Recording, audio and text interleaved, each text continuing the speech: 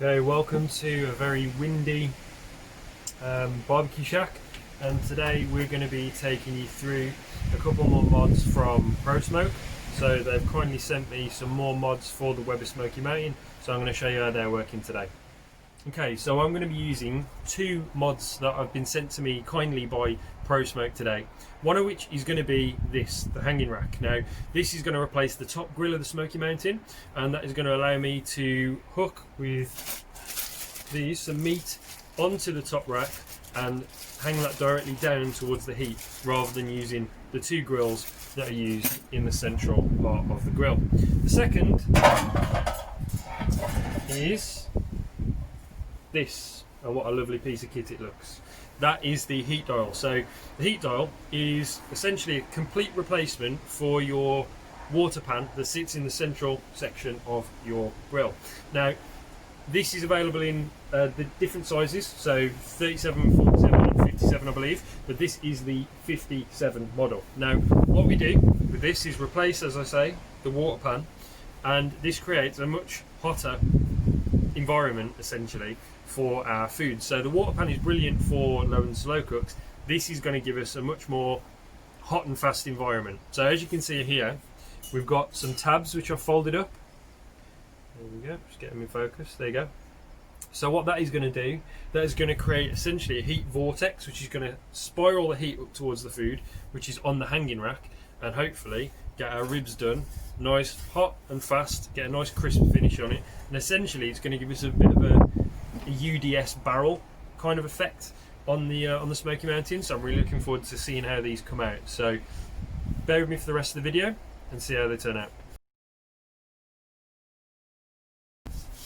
So what we're looking to do is replace the water pan and those original grills. Now, I've already taken the grills out because I've just cleaned them, and now we're looking at taking out the water pan. So again, that water pan is usually filled with your water to give you a nice moist cooking environment. But today we're going to put in the heat dial in its place.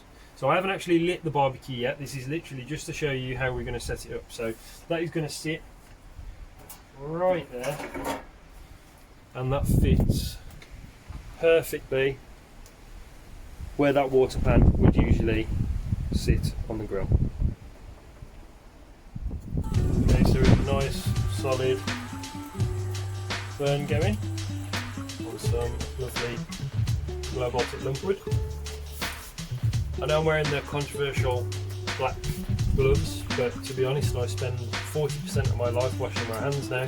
Forgive me if I want to go another 50 seconds without doing it again. So what we're going to do now is we are going to take, ironically I'm going to put heat glove on as well, because surprisingly, being charcoal, quite hot. Again, this heat dial is now going to go right.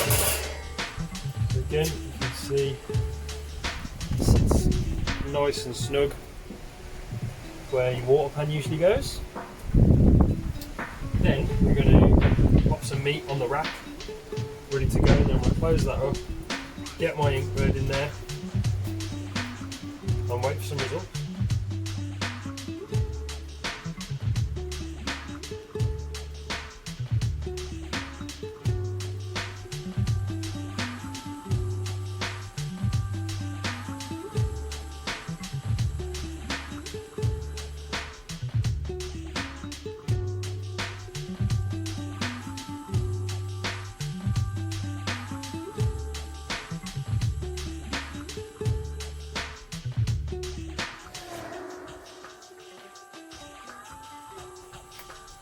As you can see, even with this aftermarket piece of kit, the lid fits absolutely perfectly, even more so now I've put the new bits of gasket on from the last mod to keep the heat and the smoke in there nice and tight, and have a nice cooking environment until we get to the required doneness on the ribs. Okay, so we are a good couple of hours into a cook. So the ink bird is telling us where we're at. So we are slightly further than I wanted to be actually. So we're at 78 degrees on the ribs, and the current temperature of the grill is about 201. So we are going again hot and fast, so we're not looking for those sort of low smoking temperatures, and I'm going to show you how we're getting on.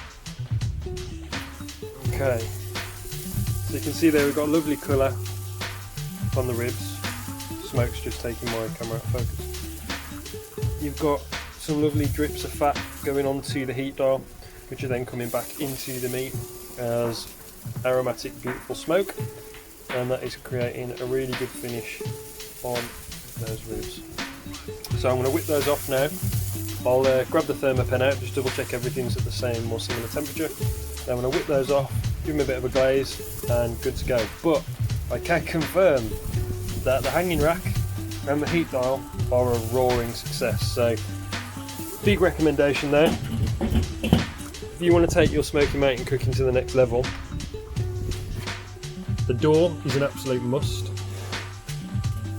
The extra gasket around the edge, again an absolute must.